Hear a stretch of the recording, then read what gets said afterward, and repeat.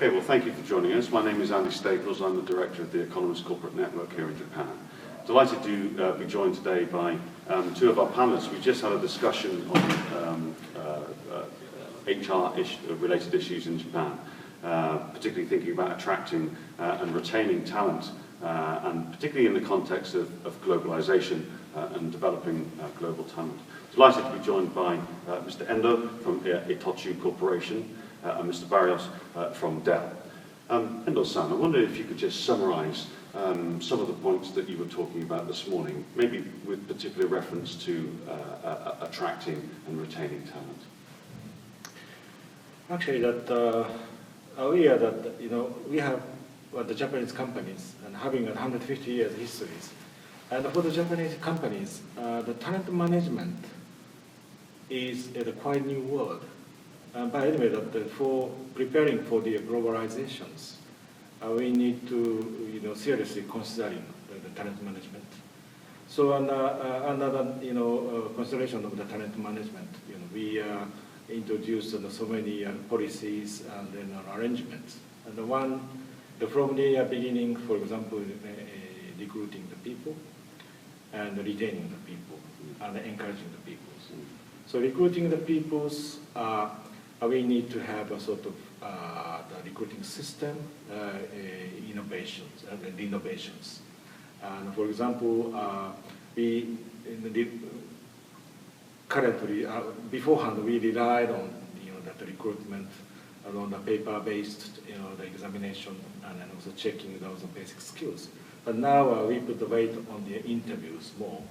So we increase the number of the interviewing people. And then also we trained the interviewees, that interviewers' the skills, what kind of questions should be posed, and also some kind of arrangement. Then, after I employ the people, we install the various kind of corporate training, and to enhance the people's skills, and also to encourage the people to retain the retentions. I think it's very clear what you're doing at Itochu and some of the challenges, which I think are some of the challenges that you face as well within this context of globalization, particularly retaining talent or developing talent for global roles from Japan. It seems that there are a lack of Japanese executives, particularly in foreign firms, posted overseas. And I wonder what your thoughts are on that. Why is that, and what are you doing at Dell to try to address that issue? Yeah, indeed, there's a clear lack of Japan-based talent taking either regional or global roles in foreign companies like Dell. The issue is very clear, and as over the last 5 years or so, in the case of Dell, where we have massively globalized the corporation, we've had a number of regional and global roles being posted in different countries, and we've seen that unfortunately most of those roles have gone to people in Australia, people in Singapore, people in China, in Korea, in Hong Kong, and very few of those roles actually went to people in Japan.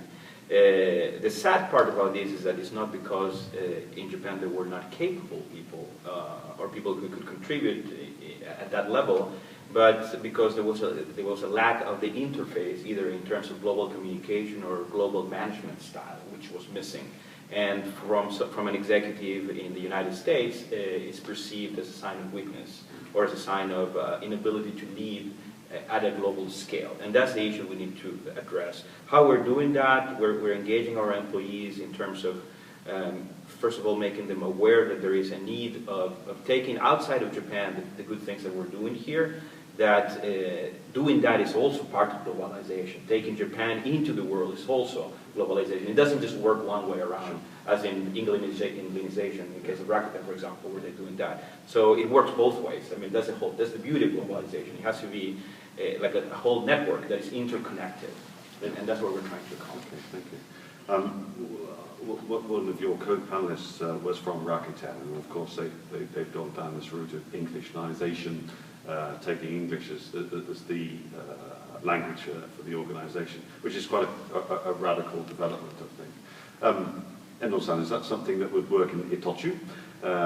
Is that have you given any consideration to that type of policy? English version. Yeah. And traditionally the trading house peoples got the skill of the English conversation or the English narrations. But unfortunately, the actual situation is absolutely different. And so we recently have the 150th anniversary of since our company is founded. So taking opportunity of the 150th anniversary, we started to sort of dual language initiatives, and together with the sort of the changing our cultures to meet for the truly global. The first one is we organized the whole signboard and the internal announcement, both Japanese language and English languages. And that we should have to do quite a long time ago. But the reason is that recently we started to utilize the company system called the U-turn assignment. U-turn means that from the overseas, the locally employed non-Japanese people, we ask them to come to Japan. They're working together with the Japanese people over 1 year, 2 years. And then it's a kind of, absolutely the other way around of the expatriates, the Japanese from Japan to overseas. So, which means that we have every year we have 60, 70 people, overseas people, staff in Japan. That's in our organization. Meaning that at least one non-Japanese people in each department. So as a result, of course, we must utilize the meeting in the English language, and then also we should, prepare all the arrangement of the internal sign and then also all the internal documentation, and both Japanese and English languages. So, which means that we could start up a truly global arrangement, and based on actual situation, that we have the foreign people sit down working together, so the kind of the situation makes us to, to think again at what is truly global. Okay. Yeah, thank you. Part of the debate at the moment, particularly thinking about Abenomics and the third arrow of a growth strategy that we're seeing emerging at the moment, issues around structural reform and the labour market. What would you like to see coming from the government, some of those initiatives, some of the policies that would help you in terms of attracting and retaining talent within Japan? Christian?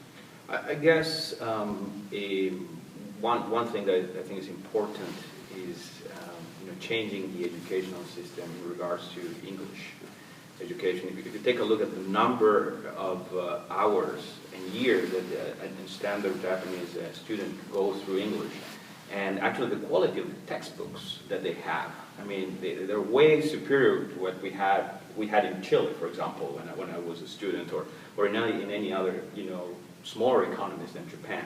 However, when it comes to the actual practice of English, the speaking, the communication, other countries are way superior than Japan. So that I believe that there's a critical issue there that needs to be addressed immediately, because it can be improved dramatically. If you travel within Asia, you realize that that is indeed the case. Yeah. Okay. That's one. The other one is definitely the women workforce of the country needs to be reawakened. I think there's great talent in women that is still highly underutilized. And you take a look at the way that the Japanese economy as a whole and the population, the way it's decreasing. We need to tap into that workforce so that we can counter that effect. But is this something that we need to look to government to facilitate, or is this really a private sector issue? I mean, when we say that there's a huge potential there within the labour force, we'll go ahead.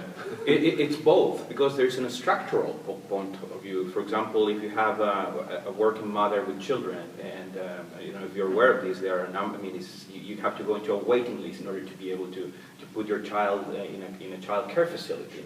That shouldn't be the case. The government needs to help with that structural piece, right? Yeah. So and I think that's very clearly on the agenda, isn't it? Right.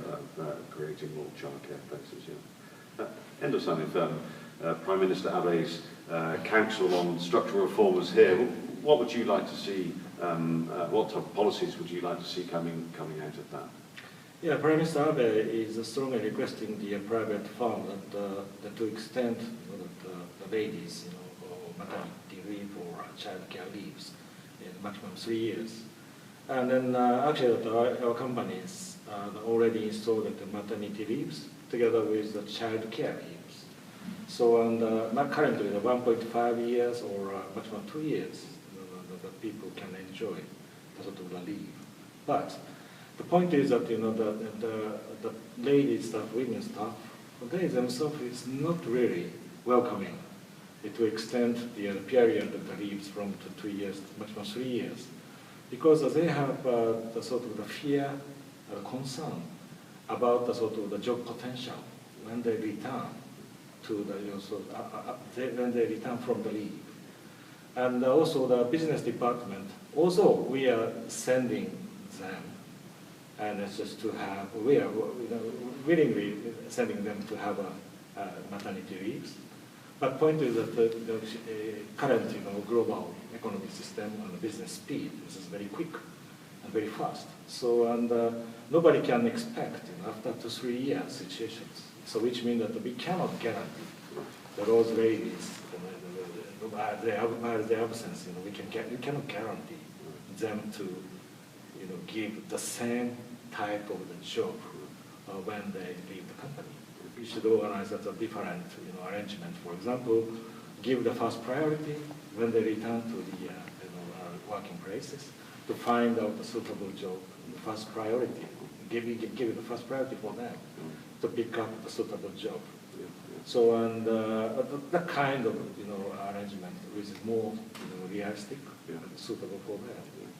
So some combination of structural reform at the national level and private sector initiatives should try to deal with some of these issues. Okay.